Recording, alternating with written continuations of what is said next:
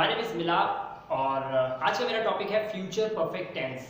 ये future perfect tense क्या होता है, इसकी पहचान क्या होती है, इसको बनाते कैसे हैं, ये सब सवाल हमारे माइंड पे आते हैं जब हम फ्यूचर परफेक्ट टेंस के बारे में जानते हैं। तो चलिए इसको समझते हैं थोड़ा गहराई से। फ्यूचर परफेक्ट टेंस की पहचान चुका होगा, चुकी होगी, चुके होंगे, यानी कि किसी भी सेंटेंस के, हिंदी के सेंटेंस के वाक्य के लास्ट में, अंत में अगर चुका होगा, चुकी होगी और चुके होंगे हो तो आप समझ जाइए वो एक फ्यूचर परफेक्ट टेंस है। राइट? अगर किसी वाक्य का अंत चुका होगा, चुकी होगी, चुके होंगे जैसे शब्दों से हो तो आप समझ जाइए वो एक फ्यूचर परफेक्ट टेंस है।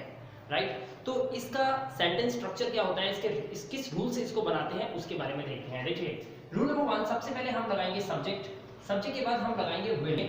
ध्यान रखिएगा फ्यूचर टेंस में हम विल का यूज करते हैं, शैल का यूज नहीं करते, shell as a model use होता है। राइट? तो सब्जेक्ट के बाद हम लगाएंगे विल, विल के बाद हम लगाएंगे हैव, हैव के बाद हम लगाएंगे वर्ब की थर्ड फॉर्म यानी कि V3 वर्ब की थर्ड फॉर्म। उसके बाद हम लगाएंगे ऑब्जेक्ट, हमारे सेंटेंस का ऑब्जेक्ट होगा, ऑब्जेक्ट के बाद हम लगाएंगे फुल स्टॉप। राइट? तो चलिए इसको एक सेंटेंस से समझते हैं कि किस तरीके से हम सेंटेंस फ्रेम करते हैं। राइट? सेंटेंस है I will have completed my 10 years in this company by the end of this month. अब इसको जरा हिंदी में समझते हैं। राइट? मैं अपने 10 साल पूरे कर चुका हूंगा। I will have completed my 10 years. मैं अपने 10 साल पूरे कर चुका हूंगा। In this company, इस कंपनी में जिसमें मैं काम करता हूँ।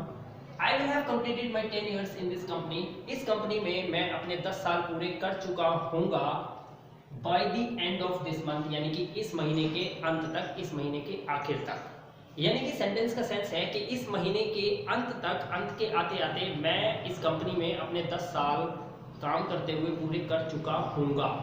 समस्या ये है कि स्टूडेंट को ये समझ में नहीं आता कि by the end of this month, ये जो समय को इस सेंटेंस में जोड़ा गया है, ये इसका जिक्र हमारे इस रूल में नहीं होता।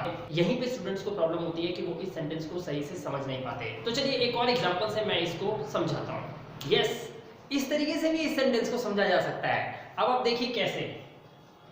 किसी निश्चित समय से पहले, किसी निर्धारित समय से पहले, कैसे? By next July I will have bought a car, यानी कि अगली जुलाई तक, यानी कि आने वाली जुलाई तक, अगली जुलाई तक मैं एक कार खरीद, बाय पता होगा आपको, बाय खरीदना, बाय की थर्ड फॉर्म यूज हुई है। तो अगली जुलाई तक मैं एक कार खरीद चुका होऊंगा, यानी कि I will have bought a car by next July. यहाँ पर एक बात स्टूडेंट्स को ध्यान रखनी है, यानी कि आपको ध्यान रखनी है, वो ये कि बाय नेक्स्ट जुलाई, इस टाइमिंग को आप सेंटेंस के शुरू में भी रख सकते हैं और अगर आप चाहें तो इस पार्ट को आप सेंटेंस के लास्ट में भी बोलकर वाक्य को या सेंटेंस को एंड कर सकते हैं, आप गलत नहीं होंगे। राइट?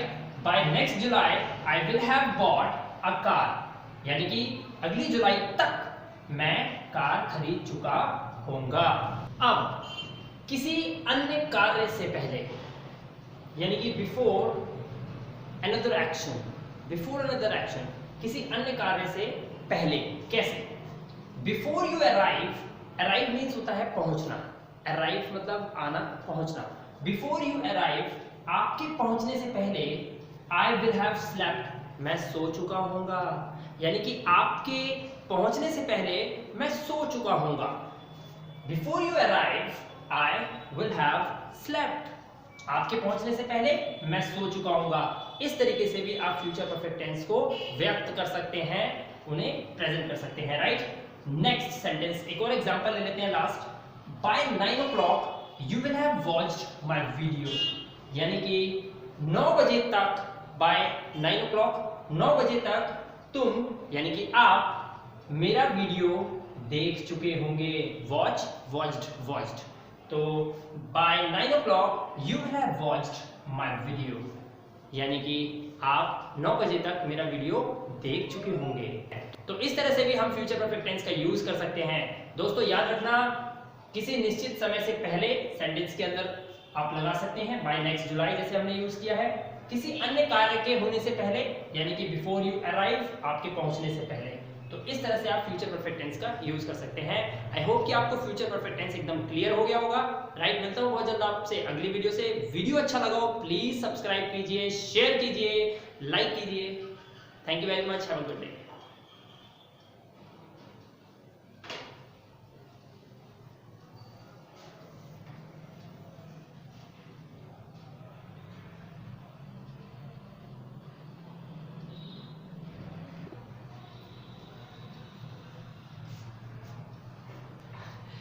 फ्यूचर परफेक्ट टेंस का इंट्रोगेटिव में हम कैसे सेंटेंस क्रिएट करेंगे, यानी कि अगर हमें किसी से सवाल पूछना हो फ्यूचर परफेक्ट टेंस में तो किस तरह से पूछेंगे, चलिए देखते हैं एग्जांपल।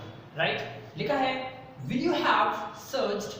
सर्च एक वर्ब है जिसका मतलब होता है ढूंढना, राइट, खोजना।